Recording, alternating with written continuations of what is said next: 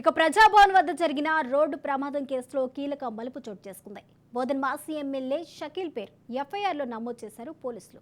షకీల్ కుమారుడు సోహెల్ దుబాయ్ పారిపోతున్నట్లు, అందుకు 10 మంది సహకరించినట్లుగా పంజాగుట్ట పోలీసులు గుర్తించారు. ఇప్పటికే సోహెల్పై లుకౌట్ నోటీసులు జారీ చేయగా తనను అరెస్ట్ చేయొద్దు అంటూ కోర్టును ఆశ్రయించారు సోహెల్. ఇక దుబాయ్ నుంచి సోహెల్ను రప్పించేందుకు ప్రయత్నాలు చేస్తున్నారు పోలీసులు. సహకరించిన వారిలో ఇద్దరిని ఇప్పటికే అధికారులు అదుపులోకి తీసుకున్నారు. బ్రేకింగ్ న్యూస్ చూస్తున్నాం. ప్రజా భవన్ వద్ద జరిగిన రోడ్డు ప్రమాదం కేసులో కీలక మలుపు చోటు చేసుకుంది.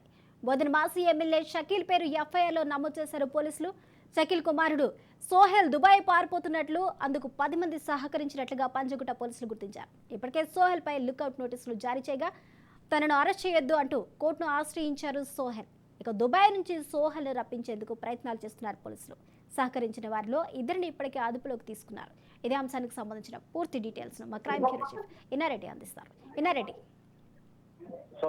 మనం గమనించవచ్చు, ప్రజాభవన్ జరిగిన రోడ్డు ప్రమాదంలో దీనికి సంబంధించి పోలీసులు కూడా దాన్ని చాలా సీరియస్ గా తీసుకున్నారు. అయితే ఆ కేసులో యాక్సిడెంట్ చేసింది సోహెల్ కొడుకు అయితే వేరే డ్రైవర్ ని పెట్టి మా కొడుకు సంబంధం లేదని చెప్పేసి కూడా వాళ్ళు తప్పించే ప్రయత్నం చేశారు. అయితే ఈ విషయం మీద ఇప్పటికే తప్పించే ప్రయత్నం చేసి షకీల్ కొడుకును విదేశాలకు పంపించిన నేపథ్యంలో దుబాయ్ పంపించాడు. దుబాయ్ నుంచి తిరిగి రప్పించేందుకు ఇప్పటికే పోలీసులు దీని మీద సీరియస్ గా ఇప్పటికే నోటీసులు పంపించారు, రెడ్ కార్నర్ నోటీసులు పంపించారు. దీనికి సంబంధించి దీనికంటే వీళ్ళకి సహకరించారు, ఎవరైతే సహకరించారో వీళ్ళు దుబాయ్ వెళ్ళటానికి, దాంట్లో కూడా ఒక ఇద్దరిని కూడా అరెస్ట్ చేసిన తెలుస్తా ఉంది.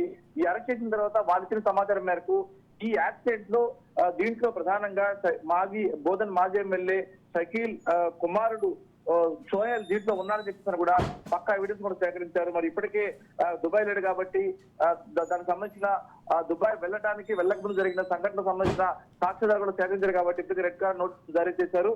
దీనికి సంబంధించి అతను తిరిగి తీసుకురావడానికి కూడా అన్ని రకాల ప్రయత్నాలు కొనసాగుతా ఉన్నాయి. మొత్తం మీద ఈ మాజీ ఎమ్మెల్యే షకీల్ కుమారుడిని రక్షించేందుకు చేసిన ప్రయత్నాలను కూడా వికటిస్తూ అంటే తెలుస్తా ఉంది. దీంట్లో మొత్తంగా ఈ ఇష్యూలో అంటే అతను తప్పించుకునేందుకు, తర్వాత ఈ కేసులో ఉండకుండా ఉండేందుకు మొత్తంగా 10 మంది సాయం చేసినట్టు కూడా ఇప్పటికే పోలీసులు ఇన్వెస్టిగేషన్ తెలియదు. ఖచ్చితంగా సోహెల్ని అరెస్ట్ చేస్తే ఇంకా మరిన్ని రోజులకు అవకాశం కల్పిస్తారు. మొత్తం మీద చట్ట పరిధిలో యాక్షన్ జరిగిన తర్వాత ఒకరి బదులు మరొకరిని ప్లేస్ చేసేందుకు చేసిన కుట్రలను కూడా ఛేదించి దానికి సంబంధించిన సాక్ష్యాధారాలను కూడా ఇప్పటికే సేకరించారు పోలీసులు.